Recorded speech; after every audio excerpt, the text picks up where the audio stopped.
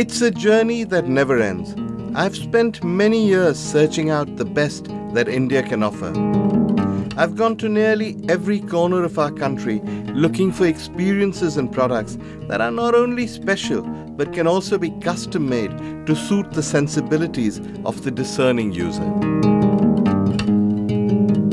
I've travelled to Kerala to seek out the world's finest spices at their source. In Udaipur, I boarded a century-old barge belonging to the royal family and enjoyed a bespoke meal. In Chennai, craftsmen created a Tanjore painting made in the traditional style, but this time with my picture on it. I've been lucky. I've seen a brand new India that merges seamlessly with the old. I've met talented people and I've seen the best crafts in our tradition kept alive through the ages.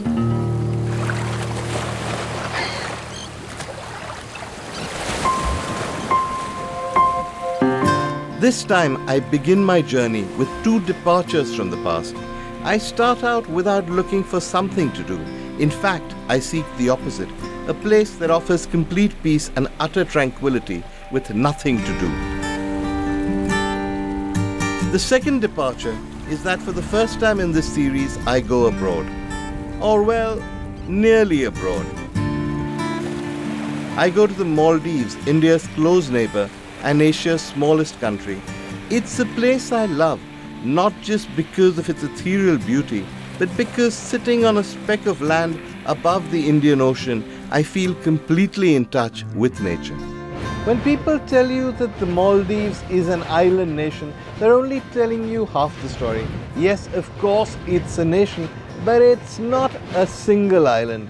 The Maldives comprises 1,200 islands. Only 200 of these islands are inhabited.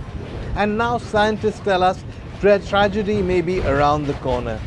It's predicted that many of these islands will be swallowed up by the Indian Ocean, that they will sink to the bottom of the ocean floor. Our grandchildren may never get to see this beauty. It's of course a tragedy, and of course the global community will do what it can to prevent it from happening, but at some slightly shameful level, I can't help feeling this adds to the beauty of the Maldives. It's here today, but will it be there day after? Because the Maldives consists of so many different islands, every hotel and resort takes over an entire island. This is less of a big deal than it may sound because most islands are actually quite tiny.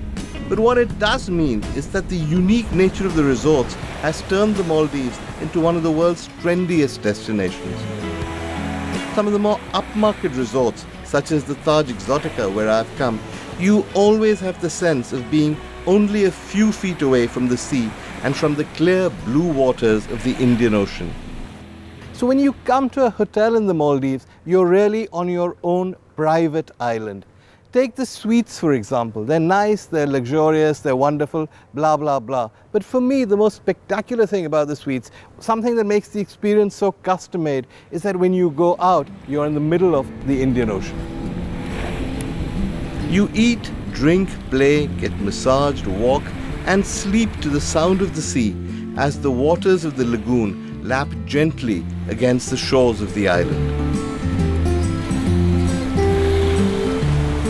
My villa in the Maldives has often been voted one of that country's best suites.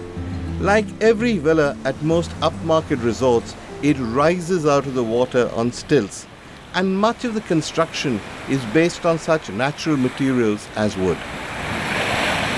Many people like luxury when they check into a suite, and I guess that it's a given these days. But what makes villas in the Maldives special is that while they're certainly comfortable and yes, luxurious even, they can also offer you uninterrupted peace and quiet.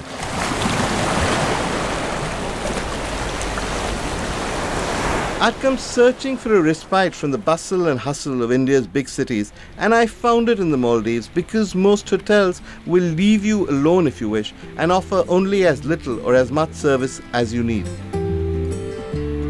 For me, this meant that I could tailor the experience to suit my requirements. I enjoyed all the fancy fittings, of course, but then I could have found those in the mainland. The point of the Maldives was that I could sit by the sea, hear the ocean roar, stare out at the blue skies and shut out the rest of the world.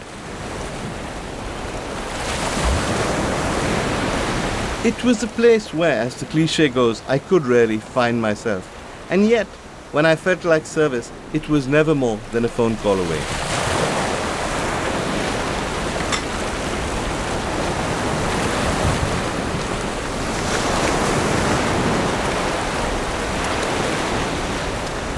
This is cool. This is the only kind of tea bag I ever use.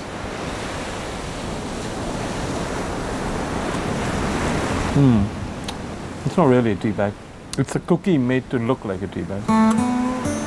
Perhaps it's because I'm a Cancerian, a water sign if you believe all that astrological stuff. I find that there is something soothing and calming about the sea. Certainly, I found that the tranquility of my villa by the ocean completely recharged my batteries. But it would be a shame to live by the edge of the sea and not to explore it any further. So I hired a Maldivian dhoni, or a traditional sea-going vessel, asked the hotel to stock the bar, and located a talented young musician who came on board with his guitar.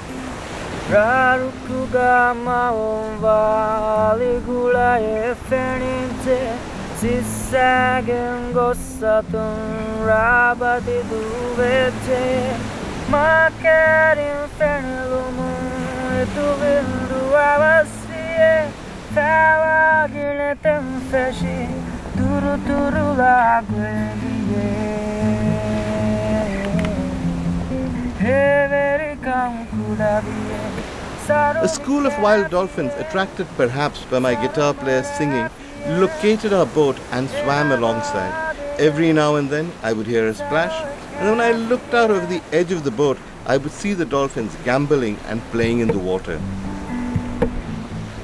So yes, we were alone, and yet we were not.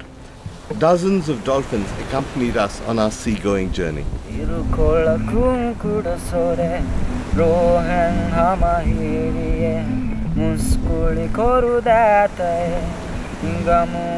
And as the singer's voice reached out over the water and the sun went down, I knew that I had found what I had come looking for, the ultimate peaceful Indian Ocean experience.